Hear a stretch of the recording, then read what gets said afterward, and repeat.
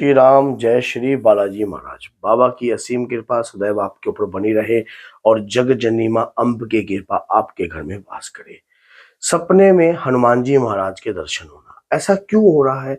किस कारण हो रहा है कि स्वप्न में अगर बाबा दर्शन दे रहे हैं ऐसा, और भिन्न भिन्न रूपों में दर्शन होना, अलग अलग प्रकार से दर्शन होना, अलग अलग रूपों में दर्शन होना, जैसे कि सिंदूरी मूर्ति के रूप में दर्शन हो रहे हैं, अगर आपको हनुमान जी के स्वरूप के रूप में दर्शन हो रहे हैं, साधु संत के रूप में दर्शन हो रहे हैं, या किसी भगवादारी के रूप में दर्शन हो रहे हैं, और ऐसा लगता है कि कहीं ना कहीं बाबा की शक्ति जो है हमारे साथ इर्द गिर्द है, हमारे साथ है। तो हमें ऐसा क्या करना चाहिए? इस शक्ति को किस प्रकार से समझना चाहिए? कैसा जानना चाहिए? बाबा ऐसा क्या चाहते हैं हमारे से, अगर वो इस प्रकार के दर्शन दे रहे हैं, इस प्रकार के स्वरूप हमें दिखाई दे रहे हैं? स्वप्न देखो, स्वप्न में आदमी जो है होता है वो सच्चा होता है, क्योंकि स्वप्न में वो जो है वो अचेतना रूप में जाता है, उसको कोई चेतना नहीं होती है, किसी भी प्रकार का उसको कोई ध्यान नहीं होता है, किसी भी प्रकार का उसको उसका जो मन है उस समय तो वो एक किस्म का एक लाश समान है। तो अगर उसको बाबा की भक्ति दिखाई दे रही है, अगर बाबा की कृपा दिखाई दे रही है, अगर बाबा की शक्ति दिखाई दे रही है, तो परमात्मा कहीं ना कहीं जो है उनसे कुछ ना कुछ कह रहा है, कुछ ना कुछ उस बात को समझने के लिए उन्हें क्या करना चाहिए, उस चीज को समझना चाहिए। अगर आपको हनुमान जी के दर्शन दिखाई दे रहे तो बाबा आपसे संपर्क साध रही है, उनकी शक्तियां उनकी तरंगे आपसे संपर्क साध रही हैं। हमें क्या करना चाहिए? अगर ऐसे सिम्टम्स अगर आपके साथ भी हो रहे हैं तो उस दौरान आपको क्या करना चाहिए? उस दौरान आपको ये समझना चाहिए कि बाबा अगर आपके साथ संपर्क साध रहे हैं, जब हम भगवान की पूजा करते हैं, पूजा के अंदर शक्ति होती है, साधना के अंदर शक्ति होती है। जब हम भगवान की पूजा याचना साधना करते हैं तो उस साधना से वो साधना हमारी कब सिद्ध हो जाती है इस बात को हम भी नहीं जानते, लेकिन परमात्मा इस बात को जानता है कि आपकी भक्ति जो है वो सिद्ध हो चुकी है, आपके अंतर की जो शक्ति है वो जागृत हो चुकी है। अब वो आपसे किस प्रकार से संपर्क साधता है? आपकी शक्ति जब जब आप भक्ति करते हो तो उससे तरंगे उत्पन्न होती हैं। जब वो तरंगे उत्पन्न होती है, वो तरंगे परमात्मा से संपर्क साधती हैं, परमात्मा से संपर्क साधती हैं। उस संपर्क साधने में हमारी जो अंदर जो हमारी कुंडलिनी शक्ति है, वो हमारा जो मूलाधार चक्र है, वो कहीं ना कहीं जागृत अवस्था में होने लग जाता है। जब वो जागृत अवस्था में होता है, जैसे कि हमने कोई मंत्र का जाप किया, जैसे कि आपने किया ओम हम हनुमते नमः, आप देखिए उस मंत्र से जब हमारे जो आगे जब पेशाब की जगह से लेकर गुदा द्वार से लेकर बीच की जो जगह होती है, वहां पर इस मंत्र का एक बीज उत्पन्न होने लग जाता है। उस बीज से एक शक्ति उत्पन्न होती है, वो मूलाधार चक्र की शुरुआत होती है हमारी शक्तियों को एकाग्रित करने के लिए।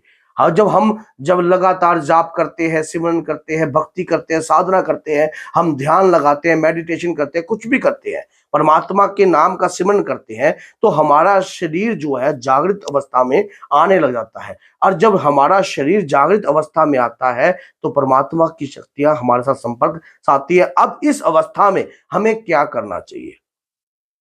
हमें अपने परमात्मा की भक्ति में कभी अहंकार नहीं करना चाहिए। जो व्यक्ति भक्ति के अंदर अहंकार करता है तो उसे भक्ति बाबा की शक्तियां कभी प्राप्त नहीं होती है, क्योंकि अहंकारी व्यक्ति का हमेशा नाश होता है। आपने देखा कि रावण ने अहंकार किया, अपनी शक्तियों का दुरुपयोग किया, उस दुरुपयोग के कारण जो है उसका जो अंत जो था लास्ट में मारा ही हुआ।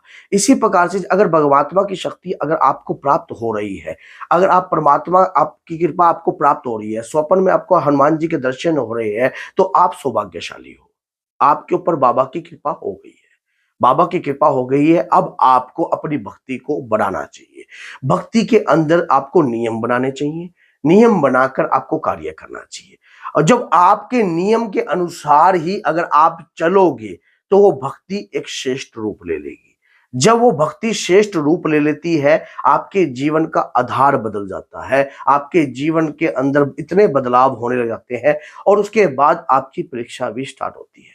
और जब परीक्षा स्टार्ट होती है फिर आदमी क्या करता है, कहीं ना कहीं हारने लग जाता है, कहीं ना कहीं ये सोचने लग जाता है कि भगवान मेरी परीक्षा ले रहा है, ऐसा क्यों कर रहा है भगवान मेरे साथ, मैंने ऐसा क्या किया, भगवान मेरे साथ ऐसा क्यों करने लगा। देखिए, जिस दिन आप भक्ति को समझने लग जाओगे, भक्ति के मूल मंत्र को समझने लग जाओगे। भक्ति करते हुए व्यक्ति को, जिसमें परमात्मा से लगन लग जाती है, उसे किसी और की चीजों की चाह नहीं रहती है। फिर उसे एक ही चीज की चाह रहती है कि कैसे न कैसे मुझे मेरे इष्ट आराध्य की भक्ति प्राप्त हो। अगर आपको स्वप्न के अंदर बाबा के दर्शन दिखाई दे रहे हैं तो ये सबसे बड़ी आपको एक इंडिकेटर है कि बाबा आपसे आपकी भक्ति ले रहे हैं, कि मुझे आप भक्ति को बढ़ाइए तो आपके ऊपर कृपा होगी और भविष्य में आपके द्वारा कोई बड़ा कार्य रचना जरूर होगा।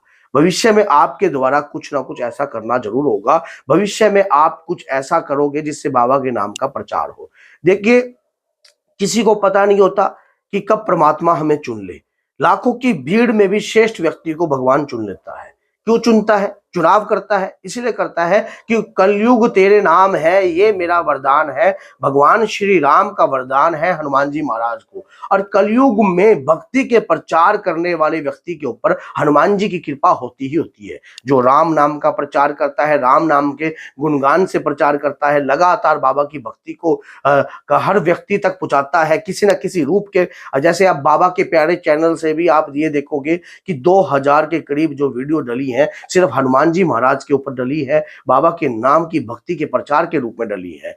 तो बाबा के नाम की भक्ति के प्रचार, भगवान श्री राम के नाम की भक्ति के रूप में प्रचार, तो परमात्मा ने कहीं ना कहीं जो है वो कृपा जो है अपने भक्तों पर दे रखी है। तभी कोई शक्ति आती है बोलने की, नहीं तो ऐसे तो कोई बोल ही नहीं सकता किसी के बारे में। तो परमात्मा के बारे में स्वयं परमात्मा ही शक्ति देते हैं। अगर आपको भी ऐसी कृपा चाहिए तो आप अपनी भक्ति को बढ़ा दीजिए, और आपको स्वप्न में दर्शन दे रहे हैं तो उसका संकेत यही है कि भगवान ने आपको चुन लिया है, आपके इष्ट आपके आराध्य ने आपको चुन लिया है। स्वप्न में हनुमान जी के दर्शन देना, भिन्न भिन्न रूपों में दर्शन देना, भिन्न भिन्न मूर्ति के सब रूपों में दर्शन देना, या किसी न किसी साधु रूप में दर्शन देना, वानर के रूप में दर्शन देना, ये कोई सरल बात नहीं है। हर किसी को भगवान ऐसे दर्शन नहीं देते। जिसके ऊपर कृपा होती है उन्हीं को दर्शन दिया जाता है। तो बोलिए जय सीताराम, जय श्री बालाजी, जय माता।